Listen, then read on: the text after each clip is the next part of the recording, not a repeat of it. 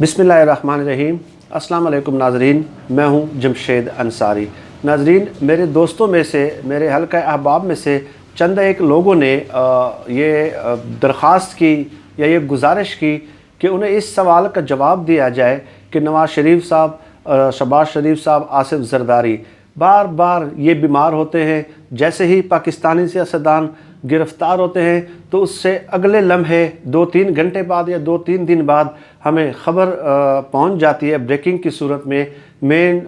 Media screens पे हम वो नज़ारा देखते हैं कि फ़लाँ सियासतदान बीमार हो गए। यही हाल हमने नवाज़ शरीफ साहब के बारे में भी देखा, यही ख़बरें हमने आसिफ ज़रदारी साहब के बारे में भी सुनी, यही ख़बरें खुर्शीद शाह साहब जब बीमार होते हैं उनके बारे में भी, हनीफ अब्बासी साहब के बारे में भी, हत्ता कि एक एक सियासतदानों की आप फ़हरिस्त शुमार करते जाएँ, गिनते जाएँ और ख़ुद ही मेरे इस दावे का इतलाक़ उन पे करते जाएं कि यहाँ से गिरफ़्तार हुए और वहाँ फ़ौरन हस्पताल में पहुँच जाते हैं, जबकि आम दिनों में आपको ये बिल्कुल तंदुरुस्त व तवाना और सेहतमंद नज़र आते हैं। इलेक्शन के दिनों में तो ये दिन रात 20 घंटे कैंपेन चलाते हैं और इनको ढूंढना तक भी मुश्किल हो जाता है इंटरव्यूज़ वगैरह के लिए या सवाल और जवाब के लिए। इन तक रसाई ही नामुमकिन हो जाती है। तो क्या वजह है कि इस कदर बीमार होने के बावजूद भी हमारे इन सियासतदानों को, नवाज़ शरीफ साहब की पार्टी को, शहबाज शरीफ साहब और आसिफ ज़रदारी साहब पीपल्स पार्टी को अवामी मसाइल का इदराक फिर भी क्यों नहीं होता? फिर भी इन्होंने अवाम के इलाज के लिए सेहत की सहूलियात पे इस कदर फोकस क्यों नहीं किया और इस कदर तवज्जो क्यों नहीं दी? तो इस बहस के कई रुख हैं, कई पहलू हैं, कई एस्पेक्ट्स हैं और उस पर मेरे ख्याल में मैं माजी में भी 2-3 महीने पहले बात करता रहा हूं और इस पर मज़ीद भी बात होती रही है। लेकिन इसके 2-3 पहलुओं पे मैं आज बात करना चाहूँगा ताकि अवाम दोबारा इनके धोखे में, इनके फ़रेब में आइंदा मुस्तकबिल में ना आ सकें और हमें ये दोबारा एक बार फिर कन्विंस ना कर सकें वोट लेने के लिए या वोट देने के लिए। तो नाज़रीन, सबसे पहली बात तो ये है कि हमारा जो पॉलिटिकल कल्चर है, जो पॉलिटिकल सेटअप है, जो पॉलिटिकल स्ट्रक्चर है, जो सियासत में आने का तरीक़ाकार है, वो इतना कॉम्प्लिकेटेड है कि आम आवाम में से कोई इसमें आ ही नहीं सकता। वो जो पॉलिटिकल स्ट्रक्चर, जो पॉलिटिकल सेटअप है, वो आम इंसानों को जगह ही नहीं देता। ये पॉलिटिकल स्ट्रक्चर जो है या जो पॉलिटिकल सेटअप है, ये बनाया ही इन 2-3 पार्टियों ने है। ज़ाहिर है 30-40 सालों से, 3-4 दहाइयों से यही 2 पार्टियां हुक्मरानी कर रही हैं पाकिस्तान पे। इसकी जो बेस्ट एग्जांपल है वो मैं ये दूं कि जो साबिक जज हैं सुप्रीम कोर्ट के, जस्टिस रिटायर्ड वजीउद्दीन अहमद, 4 साल उन्होंने इलेक्शन कमीशन के चक्कर लगाए लेकिन आज तक वो अपनी पार्टी, पॉलिटिकल पार्टी रजिस्टर्ड नहीं करा सके। और एक बार मैंने उनका बयान पढ़ा कि अब मैं थक चुका हूँ, हार चुका हूँ, हिम्मत हार गया हूँ, मैं अपनी सियासी पॉलिटिकल पार्टी रजिस्टर्ड नहीं करा पा रहा। तो एक साबिक जज है सुप्रीम कोर्ट के, अगर वो अपनी पॉलिटिकल पार्टी रजिस्टर्ड कराने में उसको इस कदर इम्पेडिमेंट्स और ऑब्स्टिकल्स और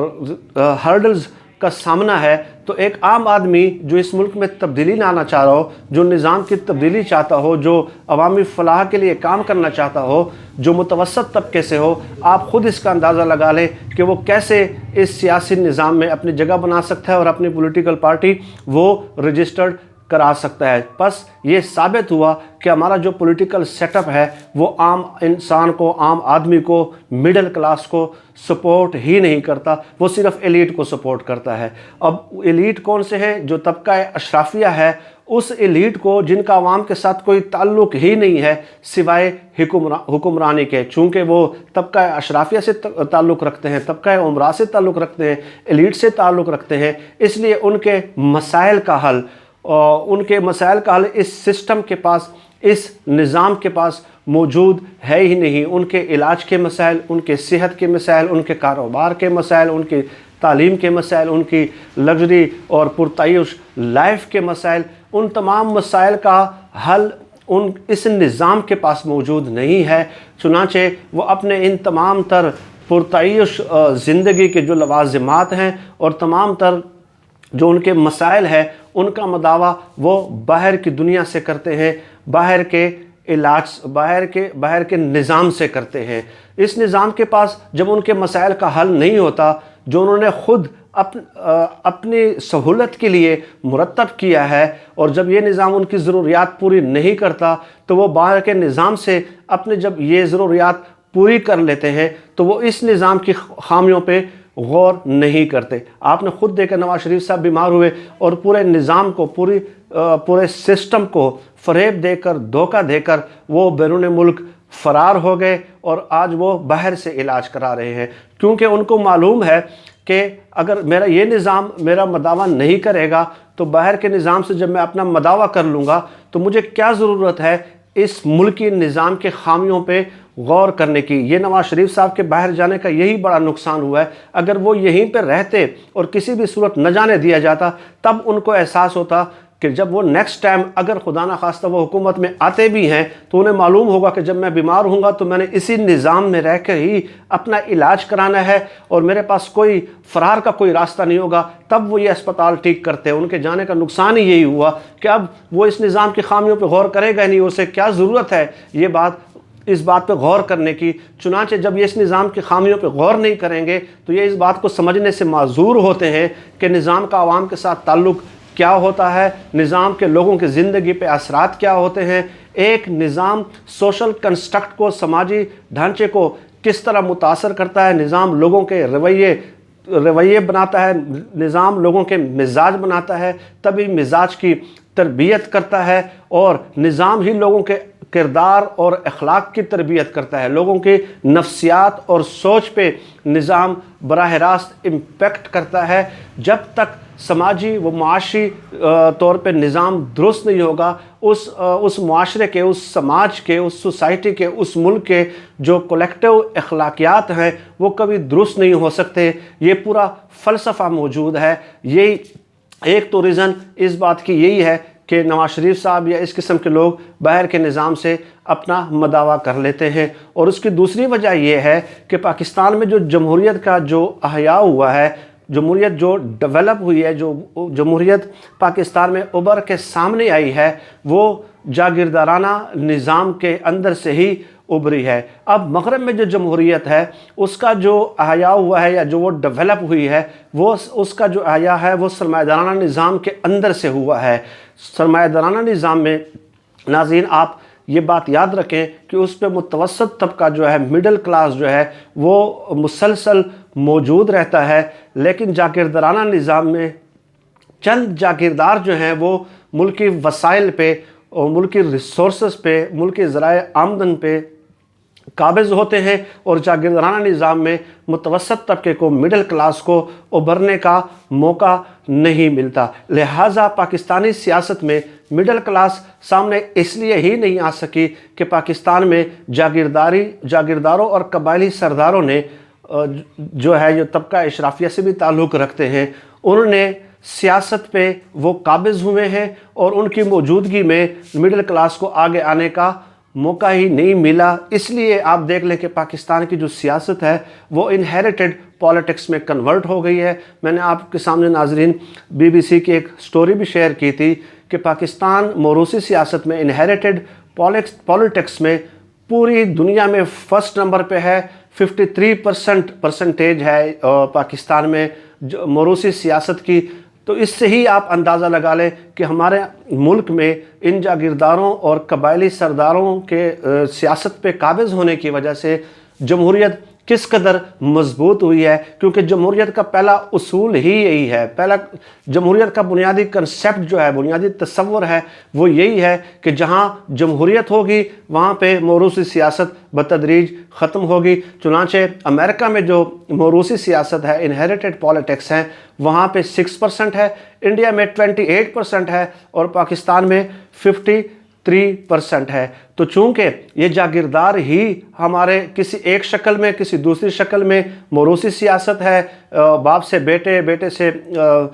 سے پھر بیٹی کی طرف یہ اقتدار منتقل ہوتا ہے، ایک پارٹی سے دوسری پارٹی کی طرف اقتدار منتقل ہوتا ہے، اور یہ ایک پینڈولم کی طرح یہ تبدیلی ہوتی ہے کہ لیفٹ سے رائٹ ایک ہی دائرے کے گرد یہ جو سارا ہمارا جمہوری نظام ہے وہ گردش کرتا رہتا ہے۔ تو اس لیے ان لوگوں کو ان جاگیرداروں، سرداروں، ایلیٹ طبقہ اشرافیہ کو کیا کوئی احساس ہو ہی نہیں سکتا عوامی مسائل کا، ان کو ادراک ہو ہی نہیں سکتا، وہ اپنی ضروریات پوری کر ہی لیتے ہیں کسی اور نظام سے، کسی باہر کی دنیا سے اپنے ان تمام تر مسائل کا مداوع کر لیتے ہیں۔ اب اس جاگیردارانہ نظام کو ختم کرنے کے دو طریقے ہیں، ایک قانونی ہے اور دوسرا معاشرے کے اندر سے سماجی اور معاشی تبدیلی ہے۔ قانونی طور پہ بھی اس کو اس لیے ختم نہیں کیا جا سکتا کہ پارلیمنٹ میں اکثریت انہی جاگیرداروں کی ہے جو کسی ایسے قانون کو پاس ہی نہیں ہونے دیں گے جس سے ان کی جائیداد اور مراعات کا خاتمہ ہو۔ دوسرا، اب سیاسی اور سماجی اور معاشی جو تبدیلی ہے وہ کہ متوسط طبقہ سیاسی طور پہ اور سماجی طور پہ اور معاشی طور پہ اس قدر مضبوط ہو جائے کہ وہ اس نظام کو چیلنج کر سکے۔ طویل عرصے کے لیے پاکستان میں فی الحال ایسی کوئی صورتحال بھی نظر نہیں آتی جو اس نظام کو، جاگیرداری پہ مبنی نظام کو چیلنج کر سکے۔ لیکن ناظرین، یہ بات یاد رہے کہ تاریخ میں بعض اوقات تبدیلیاں اچانک ہو جاتی ہیں اور پوری نظام کو بدل دیتی ہے۔ یہ تاریخ کا سبق ہے۔ اب تاریخ اپنے آپ کو دہراتی ہے یا نہیں، یہ وقت ثابت کرے گا۔ اور اس سے اگلی ویڈیو میں ناظرین، وہ ایک دو دن میں نے اس موضوع پہ ضروری بات کرنی ہے کہ اکثر لوگ جو میں اب آج کل جو میں تبصرے سن رہا ہوں، جو تجزیے سن رہا ہوں، جو آراء سن رہا ہوں لوگوں کے، کہ عمران خان صاحب چونکہ انتخابی سیاست سے اس ملک میں حکمران بنے ہیں اور انتخابی سیاست سے کسی معاشرے میں، کسی ملک کے نظام میں تبدیلی نہیں لائی جا سکتی، معاشرے میں، سماج میں تبدیلی نہیں لائی جا سکتی۔ اور ان کی دلیل یہ ہے، جو بڑے بڑے رائٹرز ہیں، میں نے ان کی بھی آرٹیکلز پڑھے ہیں، وہ بھی یہی کہتے ہیں کہ عمران خان صاحب کو انقلابی سیاست کی طرف آنا پڑے گا۔ یعنی انقلابی سیاست مینز کہ موجودہ سیاسی جو الیکٹورل نظام ہے، جو انتخابی سیاست ہے، اس سے بغاوت کر کے اگر وہ انقلاب کا نعرہ بلند کرتے ہیں تب وہ تبدیلی لا سکتے ہیں، معاشرے میں اور ملک کے نظام میں اصلاحات لا سکتے ہیں، انتخابی سیاست کے ذریعے نہیں لائے جا سکتے۔ تو میں نے نیکسٹ ویڈیو میں اس پہ بات کرنی ہے کہ کیا عمران خان صاحب انتخابی سیاست کے ذریعے اصلاحات لا سکتے ہیں یا نہیں لا سکتے، اور اس کی کوئی نظیر یا مثالیں موجود ہیں یا نہیں۔ اپنا خیال رکھیے گا۔ اللہ ہم سب کا حامی و ناصر ہو۔ اللہ حافظ۔